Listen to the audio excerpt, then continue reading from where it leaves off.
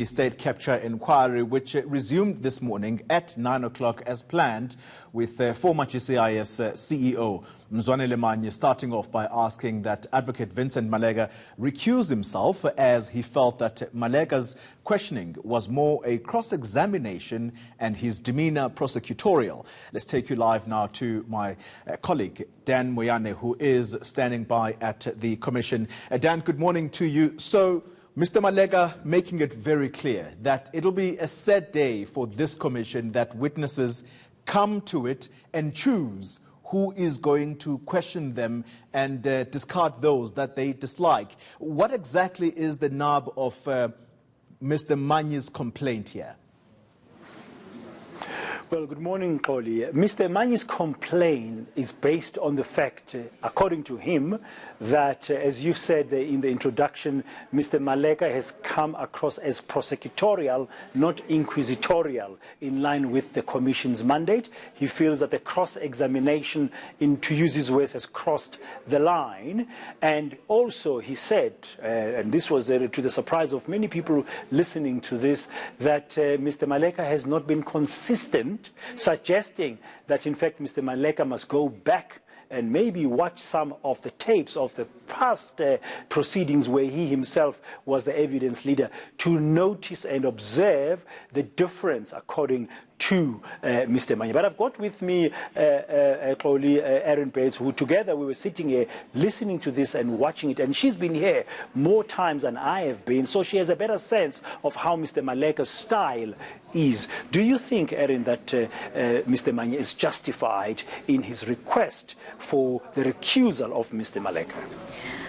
I don't want to speak on my personal assessment of that. I think that's crossing a line as a journalist. I think what we can assess is Manyi's argument and the fact that he himself has been privileged in many ways in terms of his own delivery of evidence. So while he has this argument against Maleka, what he's failed to submit before Deputy Chief Justice Raymond Zondo is the fact that he himself has been given a lot of liberties that were not asked for or granted to other witnesses. For example, the fact that he was able to give effectively a monologue the first time he appeared before the inquiry, that when he first began with his evidence yesterday, Dan, he was allowed to proceed without being led in evidence. So we had the full legal team of the inquiry seated while Manyi went through about 5 pages. And also this morning somehow he tried to give an explanation to an answer that he gave yesterday. And Raymond Zondo said, hold on, you'll have an opportunity to do that first. Let's address this issue you have now raised to say that you want Mr. Maleka to be recused. Precisely, and I think that's a critical point, that Manyi wanted Maleka to recuse himself, argued that that should happen,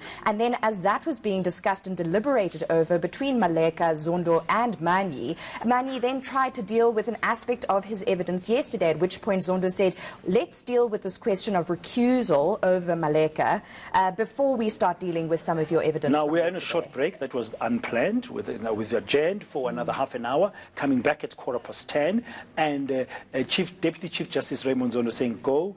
Mr. Maleka, also consult your leaders in terms of your position here, and let's come back and talk and see what we're going to do. But he's also offered the opportunity to Mr. Manyi that maybe in this application for the recusal of Mr. Maleka, you must get some free legal assistance. Yes, in fact, Zondo made a public call that anybody able to provide assistance to Maleka, who is of Maleka's, Manyi, of Manyi's satisfaction, beg your pardon, let them come forward. He made a public call that anyone able to represent Manyi should do so. Importantly, Dan, I know we're pressed for time, but just to say in response what we heard from Maleka, he raised 2 critical points. The one was that this could stall proceedings in terms of hearing more from Manyi and questioning him on his evidence, and 2, it may set a worrying precedent in terms of witnesses on his version calling the shots or choosing who gets to question them, and his own integrity as a member of the legal team has now been brought into question. And he wants a formal application so he can have an opportunity to be able to respond himself because of that integrity. But it looks like Deputy Chief Justice Raymond Zondo, from where I was sitting, is allowing a consultation to be happening currently as we speak before 10:15, and then maybe a new way can be decided forward, because let's not forget Mr. Manyi as well said, is there nobody else who can lead this evidence? Is Mr. Maleka the only person who's capable of doing so? And Zondo said that's not what he was saying. And in fact, there we heard that the inquiry's legal team has 2 advocates who've been dealing with Manyi's evidence, dealing with the question of funding at GCIS and the like, and that Advocate Kate Hofmeyer is another person who's been dealing with that aspect of testimony and therefore may be able to step forward. So it is possible that during these consultations now, during the break, they may reach some resolution on that. But we also know that Gwede Mantashe of the ANC is available. He is ready. He's been seen today at this venue along with Enoch Godongwane of the ANC. And so if Manyi gets what seems to be his way and his wish that he can stall any further interrogation on funding and his decisions at GCIS, we may well move on to Manyi. But let's just remind our viewers again that Deputy Chief Justice Raymond Osoto was very clear in saying if you're going to go through this recusal application, it may take time. Yes. It may actually mean that you have to come back much later on after the December break, because it's not just an easy thing if we go down this route. Yes, and he said that is one option, and Maleka was arguing very strongly that this be a formalized process because it may set precedent for other witnesses. We shouldn't be sort of slipshod about how we do things. Zondo sort of entertaining that possibility and then arguing that there might be an alternative, and that alternative might be to have, in fact, what Manyi wants, which is someone else from the legal team ask these questions which he received in writing, and that we continue and conclude Manyi before moving on to Mantashe. Yeah, but also that might not happen today because the other person in Maleka's team might want a little bit more time to refamiliarize themselves with the key aspects of this case, and then you might resume. And he was saying that maybe if this witness, the next witness in the case of the ANC led by Gwede Mantashe, is available, then maybe we can then proceed with that after the break. Yes, but I mean, if we go back to this idea of looking back at the tapes, I think important there to also note how much sort of leeway and sort of space Manyi has been given to provide his version of events. As much as I think the dynamic between him, the posture, if you want to use the word he seems quite fond of, between him and Maleka has been somewhat tense, he has also been given the opportunity to provide a lot of detailed evidence and quite long answers without too much curtailing from members of the legal team. And that's where some of the conflicts come in. I'm just thinking now, a little bit conspiratorial voice in my mind, thinking, is this a way, maybe for some reason or another, for Mr. Manyi to deflect attention from his evidence to more of a process scenario?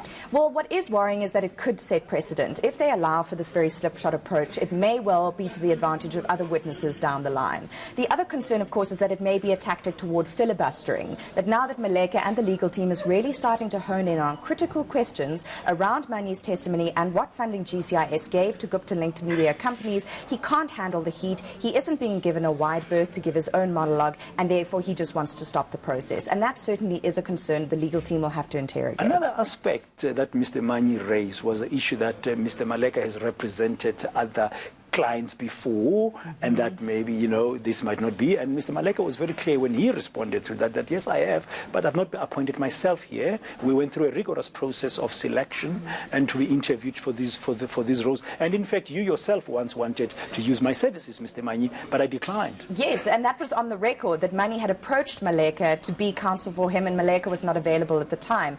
Maleka also highlighted the fact that Zondo is the referee or the adjudicator in these processes, and that the legal team don't have free rein to ask whatever they like in whatever manner they may. Zondo is there to adjudicate over the process. And he also highlighted the fact that while many of the people he's represented have actually been implicated in wrongdoing before Zondo, Maleka indicated or provided some argument that he's very clear about his different roles when it comes to litigation in court versus his role within the legal team and all the training that they've received. It might be difficult to actually now make assumptions about what's going to happen after 10:15, but if you listen to Mr. Maleka's appeal to the Deputy Chief Justice Raymond, said, my integrity is at stake here. I need to be given a formal process to respond. Looks like we might lean towards some kind of an application. Yeah. We are likely, therefore, if that's the way it's going to go, Erin, we're likely to see, coming back at 10:15, the Deputy Chief Justice saying, okay, fine, this is going to go to an application. We are now letting Mr. Manyi go. He's going to come back later. After that application has been done, let's proceed now with Gwede Mantashe. Just before we go back to the studio, to call, I just want us to touch on that a little bit while we're waiting, and we'll have another opportunity before they tell us to go back to the studio. ANC coming here today, Gwede Mantashe. Barbara Hogan mentioned him a lot. There's been a lot of talk about the blaring of lines. A short while ago, I spoke to political analyst Nomboni Sokasa, who spoke about that as well. Should we hope that that might be something that will be coming out during the ANC's first phase of testimony here? Well, I think one important thing is to note that someone as senior as Gwede Mantashe from the ANC is now coming before the inquiry. That's a critical point because it lines up with all the statements we've heard and seen about the party being really behind this process. We haven't seen them on the streets outside the venue. We've seen other political parties and organizations, but the party is now really kind of proving its own commitment in having someone like Mantashe here. And of course, he does need to answer those critical questions. What was the ANC doing hailing the banks to Luthuli House? Was Fakey Mentor's testimony about trying to complain on her approach from the Guptas with Mantashe and Jesse Duarte and the like? So if his testimony is up to any mettle, it will deal with those issues. Erin, thank you very much. Well, Cody, there you have it. I'm just looking at my time. It's about 6 or so, 7 minutes past 10. So in another 8 or 7 minutes, we'll be back here listening to what will be the way forward regarding this request this morning that was tabled before the Deputy Chief Justice Raymond Zondo by Mr. Mzwanele Manyi for Mr. Maleka, the evidence leader, this morning to recuse himself. It's likely from the positioning by Mr. Maleka just before break that it might go to that formal application, but we do not know. We wait and see. If it does go the formal application route, then it means Mr. Manyi will be off the stand, will then be ready for the next witness in the name of Gwede Mantashe as the chairperson of the ANC, leading that delegation here to make its first submission in the first phase of their submission. Back to you. Dan, before I let you go, I think given the time that we are closer to the Commission resuming, let's perhaps use this time to bring into focus, perhaps, the attacks that have come against this Commission. Last week, that was very clear. The EFF, BLF, attacking the Commission and some of its commissioners. The question here, Dan, is whether there is something afoot here. Is there something at play to suggest that the legitimacy, the integrity of this commission is deliberately being called into question by people such as, the ones that we've seen, the EFF, BLF. But now, Mr. Manyi adds perhaps another dimension or another element to it, because remember, this is not the first evidence leader now that is being called on to recuse himself. Just last week, you had the Academic Professionals Union belonging to SAFTU calling for the head of the commission of the legal team, Paul Pretorius, to recuse himself. Well, I think your case is as good as mine. We are seeing those questions being raised about certain individuals. You've mentioned Mr. Pistorius from last week. Now we are seeing Mr. Maleka's also being asked to recuse themselves. I guess what is going on, it's maybe those people who are not really happy with the way the commission has been going, who also do not really buy into this commission of inquiry into state capture, will try and poke holes, probably, into the process. One way of delegitimizing or questioning the legitimacy of any institution is to really challenge its processes and maybe sometimes challenge certain individuals who are leading those processes. And once you start casting doubt or casting aspersions on them and their processes, you then begin to undermine the very core of the process. And whatever it therefore concludes in its recommendations and the way forward, in the eyes of the public, they say, we knew they were not really serious, or they didn't really respond to certain things, or they had certain questionable individuals or questionable processes. Now, when I say your guess is as good as mine, we don't know. But on the face of it, if you listen, as I was with Erin this morning and several other people to Mr. Manyi's case, you could think he's got a case because he feels that from a fairness perspective, he will not have an opportunity really to be treated in a manner consistent with the past. Now, some people may say no, but he has been treated well. As we had Erin say, he's been giving a lot of leeway to express himself. But also, as we know, the debate is going on now, even on social media. There are those people who say that Mr. Maleka has been a little bit tough. They are giving a benefit of the doubt to Mr. Manyi. But whatever the case may be, the Deputy Chief Justice Raymond Zondo, who's very careful and considered to say, I hear you, let's afford you the opportunity either to apply formally for this recusal, but we cannot stop the evidence of other witnesses. Alternatively, let Mr. Maleka and his team go and consult and then come back. So he's very careful in how he's managing it. I think he's mindful of those criticisms that we are aware of.